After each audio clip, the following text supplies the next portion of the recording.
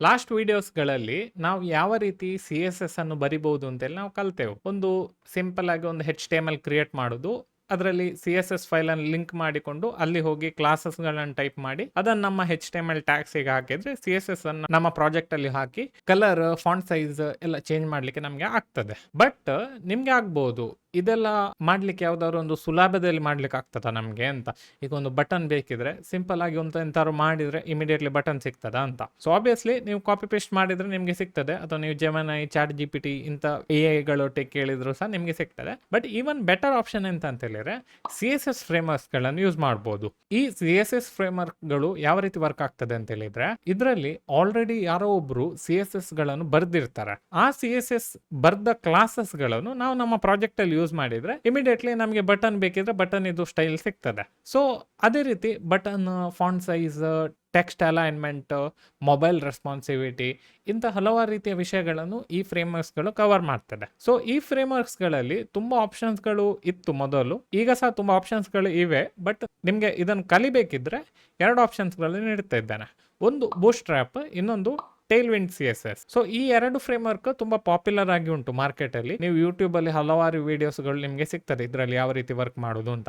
ನಾನ್ ಸಹ ಬೂಟ್ಸ್ಟ್ರ್ಯಾಪ್ ಮತ್ತೆ ಟೈಲ್ವಿಂಡ್ ಮೇಲೆ ವಿಡಿಯೋಸ್ ಗಳನ್ನು ಮಾಡ್ತಿದ್ದೇನೆ. ಅದು ನನ್ನ ಯೂಟ್ಯೂಬ್ ಚಾನಲ್ ಅಲ್ಲಿ ಫ್ರೀ ಆಗಿ ರಿಲೀಸ್ ಆಗ್ತದೆ. ಸೊ ನೀವು ಅದನ್ನು ನೋಡಬಹುದು. ಅದಕ್ಕೋಸ್ಕರ ಚಾನಲ್ ಗೆ ಸಬ್ಸ್ಕ್ರೈಬ್ ಮಾಡ್ಲಿಕ್ಕೆ ಮರಿಬೇಡಿ. ಮತ್ತೆ ಈ ವಿಡಿಯೋ ಲೈಕ್ ಮಾಡಿ, ಮತ್ತೆ ಕಮೆಂಟ್ ಅಲ್ಲಿ ಎಂತ ನಿಮ್ಗೆ ಡೌಟ್ ಇದ್ರೆ ಅದನ್ನು ಸಹ ಹಾಕ್ಲಿಕ್ಕೆ ಮರಿಬೇಡಿ. ಆದ್ರೆ ನಾನ್ ನಿಮ್ಗೆ ಒಂದು ಡಿಸ್ಕ್ಲೇಮರ್ ಅಂತ ಹೇಳ್ತಿದ್ದೇನೆ ಅಂತ ಹೇಳಿದ್ರೆ, ನೀವು CSS ಅನ್ನು ಕಲಿಯೋದು ಉಂಟಲ್ಲ ಅದನ್ನು ನೀವು ಬಿಡಬಾರ್ದು. ಎಂತಕ್ಕಂತ ಹೇಳಿದ್ರೆ, ನಾನು ಟೈಲ್ವಿಂಡ್ ಮತ್ತೆ ಬೂಟ್ಸ್ಟ್ರ್ಯಾಪ್ ನನ್ನ ಪ್ರಾಜೆಕ್ಟ್ಸ್ ಗಳಲ್ಲಿ ಯೂಸ್ ಮಾಡ್ತಿದ್ದೆ. ಬಟ್ ಅಟ್ ದ ಮೂಮೆಂಟ್ ನಾನು ಪ್ಲೇನ್ CSS ಯೂಸ್ ಮಾಡ್ತಿದ್ದೇನೆ. ಇದನ್ನು ವೆನಿಲಾ CSS ಅಂತೇಳಿ ಸಹ ಕರಿತಿದ್ದೇವೆ. ಎಂತಕ್ಕಂತ ಹೇಳಿದ್ರೆ, ನಂಗೆ ವೆನಿಲಾ CSS ಅನ್ನು ಯೂಸ್ ಮಾಡಿ ನಂಗೆ ಕಸ್ಟಮೈಸೇಷನ್ ಮಾಡ್ಲಿಕ್ಕೆ ತುಂಬಾ ಸುಲಭ ಆಗ್ತದೆ. ನಾವೀಗ ಬೂಟ್ಸ್ಟ್ರ್ಯಾಪ್ ಅಥವಾ ಟೈಲ್ವಿಂಡ್ ಯೂಸ್ ಮಾಡಿದ್ರೆ ಅವರು ಸ್ಟೈಲ್ ಕೊಡ್ತಾರೆ, ಬಟ್ ನಮ್ಗೆ ಎಂತ ಕಸ್ಟಮ್ ಸ್ಟೈಲಿಂಗ್ ಬೇಕಿದ್ರೆ ನಾವು ಅದನ್ನು ವಾಪಸ್ ಅದನ್ನು ಓವರ್ ರೈಡ್ ಮಾಡಿಕೊಂಡು ಕೋಡ್ ಮಾಡ್ಬೇಕಾಗ್ತದೆ. ಇದು ನಿಮ್ ಜಸ್ಟ್ ಕಲಿತಿದ್ರೆ ನಿಮ್ಗೆ ಇದರ ಬಗ್ಗೆ ಎಂತ ಚಿಂತೆ ಮಾಡುವ ಅಗತ್ಯ ಇಲ್ಲ. ನೀವೀಗ ಬೂಟ್ಸ್ಟ್ರ್ಯಾಪ್ ಅನ್ನು ಕಲಿಬಹುದು, ತುಂಬಾ ಸುಲಭದಲ್ಲಿ ನಿಮ್ಗೆ ಕಲಿಲಿಕ್ಕೆ ಆಗ್ತದೆ. ಕ್ಲಾಸಸ್ ಗಳನ್ನು ಟೈಪ್ ಮಾಡಿದ ತಕ್ಷಣ ಇಮಿಡಿಯೇಟ್ಲಿ ನಿಮ್ಗೆ ಅದರ ಸ್ಟೈಲ್ ಕಾಣ್ತದೆ. ವೇರಸ್ ಟೈಲ್ವಿಂಡ್ ಉಂಟಲ್ಲ, ಸ್ವಲ್ಪ ಅಡ್ವಾನ್ಸ್ಡ್ ಕ್ಲಾಸಸ್. ಎಂತಕ್ಕಂತ ಹೇಳಿದ್ರೆ, ಟೈಲ್ವಿಂಡ್ ಅಲ್ಲಿ ನಿಮ್ಗೆ ಡೈರೆಕ್ಟ್ BTN ಕ್ಲಾಸ್ ಅಂತೇಳಿ ಸಿಗುದಿಲ್ಲ. ಟೈಲ್ವಿಂಡ್ ಅಲ್ಲಿ ನೀವು BTN ಕ್ಲಾಸ್ ಕ್ರಿಯೇಟ್ ಮಾಡ್ಬೇಕಿದ್ರೆ ನೀವು ಅದಕ್ಕೆ ಪ್ಯಾಡಿಂಗ್, ಮಾರ್ಜಿನ್, ಬಾರ್ಡರ್, ಕಲರ್ ಎಲ್ಲ ನೀವೇ ಮ್ಯಾನ್ಯಲ್ ಆಗಿ ಸೆಟ್ ಮಾಡಿಕೊಂಡು ಒಂದು ಬಟನ್ ಕ್ಲಾಸ್ ಅನ್ನು ಕ್ರಿಯೇಟ್ ಮಾಡಬೇಕು. ನಾವು ಇದನ್ನು ಟೈಲ್ವಿಂಡ್ ಅಲ್ಲಿ ನಾವು ವಿಡಿಯೋ ಮಾಡುವಾಗ ನಾವು ಅದನ್ನು ತಿಳಿಯುವ. ಅಟ್ ದ ಮೂಮೆಂಟ್ ನಾನು ನಿಮ್ಗೆ ಟೈಲ್ವಿಂಡ್ ಮತ್ತೆ ಬೂಟ್ಸ್ಟ್ರ್ಯಾಪ್ ವೆಬ್ಸೈಟಿಗೆ ಹೋಗಿ ಅದು ಯಾವ ರೀತಿ ವರ್ಕ್ ಆಗ್ತದೆ ಅಂತೇಳಿ ನಿಮ್ಗೆ ನಾನು ತೋರಿಸ್ತಾನೆ. ಆಲ್ರೆಡಿ ನಿಮ್ಗೆ ಇಲ್ಲಿ ಬೂಟ್ಸ್ಟ್ರ್ಯಾಪ್ ವೆಬ್ಸೈಟ್ ನಿಮ್ಗೆ ಕಾಣ್ತಾ ಉಂಟು. ಎಂತಕಂದ್ರೆ ನಾನು ಬೂಟ್ಸ್ಟ್ರ್ಯಾಪ್ ಅಲ್ಲಿ ವರ್ಕ್ ಮಾಡ್ತಿದ್ದೆ ನಿಮ್ಗೆ ವಿಡಿಯೋ ರಿಲೀಸ್ ಮಾಡ್ಲಿಕ್ಕೋಸ್ಕರ. ಸೊ ಈಗ ಜಸ್ಟ್ ಗೂಗಲಿಗೆ ಹೋಗುವ. ನಾವು ಇಲ್ಲಿ ಗೂಗಲಿಗೆ ಹೋಗಿ ಬೂಟ್ಸ್ಟ್ರ್ಯಾಪ್ ಅನ್ನು ಟೈಪ್ ಮಾಡಿದ್ರೆ ನಿಮ್ಗೆ ಬೂಟ್ಸ್ಟ್ರ್ಯಾಪ್ ವೆಬ್ಸೈಟ್ ಕಾಣ್ತಾ ಉಂಟು. ಇಲ್ಲಿ ಇದನ್ನು ಕ್ಲಿಕ್ ಕೊಟ್ಟ ತಕ್ಷಣ ನಿಮಗೆ ಒಂದು ಚಂದದ ಬೂಟ್ಸ್ಟ್ರ್ಯಾಪ್ ವೆಬ್ಸೈಟ್ ಕಾಣ್ತಾ ಉಂಟು. ಇದರಲ್ಲಿ ನೀವು ರೀಡ್ ಡಾಕ್ಸ್ ಅಂತ ಹೇಳಿ ಕೊಟ್ಟ ತಕ್ಷಣ ಇಲ್ಲಿ ಬೂಟ್ಸ್ಟ್ರ್ಯಾಪ್ ಅನ್ನು ಯಾವ ರೀತಿ ನಿಮ್ಮ ಪ್ರಾಜೆಕ್ಟ್ ಅಲ್ಲಿ ಇಂಟಿಗ್ರೇಟ್ ಮಾಡೋದು ಅಂತ ಅವ್ರು ತೋರಿಸ್ತಾರೆ. ನೀವು ನೋಡ್ಬೋದು ಈ ವಿಡಿಯೋನು. ಸೊ ಆಬ್ವಿಯಸ್ಲಿ ನೆಕ್ಸ್ಟ್ ವಿಡಿಯೋ ಬರ್ತಾ ಉಂಟು ಇದರಲ್ಲಿ. ಸೊ ಅವಾಗ ನಾನು ನಿಮ್ಗೆ ಇದನ್ನು ಡೀಪ್ ಆಗಿ ಕಲಿಸ್ತೇನೆ. ಬಟ್ ಸಿಂಪಲ್ ಆಗಿ ಇನ್ನೂ ಸಹ ಹೇಳೋದಾದ್ರೆ, ನೀವು ಇಲ್ಲಿ ಸ್ವಲ್ಪ ಸ್ಕ್ರಾಲ್ ಮಾಡಿದ್ರೆ ಇಲ್ಲಿ ಟೇಬಲ್ಸ್ ಅಂತೇಳಿ ಕಾಣ್ತದೆ. ಸೊ ಈ ರೀತಿ ಸ್ಟೈಲಿಂಗ್ ಎಲ್ಲ ನಿಮಗೆ ಟೇಬಲ್ಸ್ ಅಲ್ಲಿ ಮಾಡ್ಲಿಕ್ಕೆ ಆಗ್ತದೆ ಬೂಟ್ಸ್ಟ್ರ್ಯಾಪ್ ಅನ್ನು ಯೂಸ್ ಮಾಡಿ.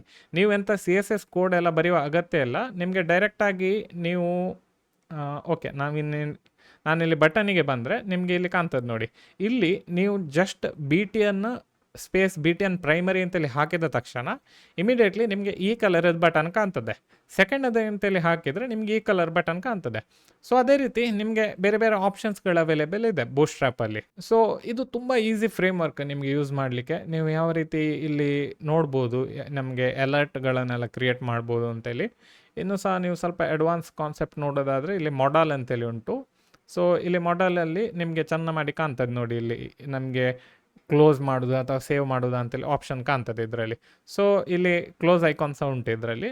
ಸೊ ನೀವು ಇಲ್ಲಿ ಲೈವ್ ಡೆಮೋವನ್ನು ಸಹ ನೋಡ್ಬೋದು.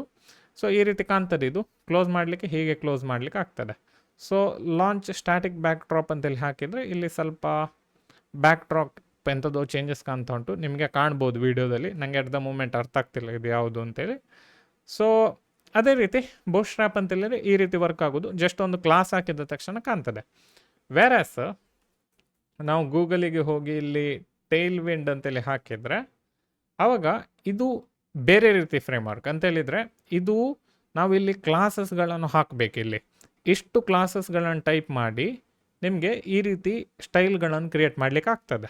ಇದು ಸ್ವಲ್ಪ ಅಡ್ವಾನ್ಸ್ ಫ್ರೇಮ್ವರ್ಕ್. ಎಂತಕ್ಕಂತ ಹೇಳಿದರೆ ಇದು ವರ್ಕ್ ಆಗುವ ರೀತಿ ಉಂಟಲ್ಲ ತುಂಬ ಡಿಫ್ರೆಂಟ್ ಉಂಟು.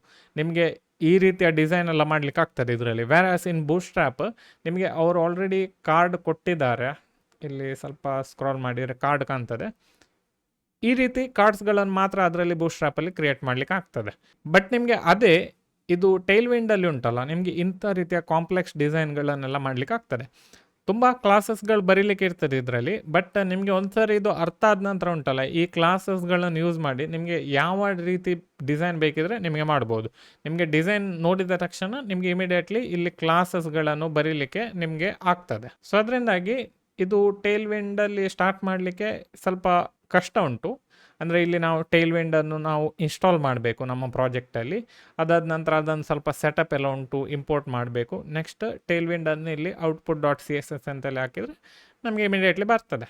ಇದನ್ನು ನಾವು ಟೈಲ್‌ವಿಂಡ್ ಕಲಿಯುವಾಗ ಇದನ್ನು ಇಂಪ್ಲಿಮೆಂಟ್ ಮಾಡುವ.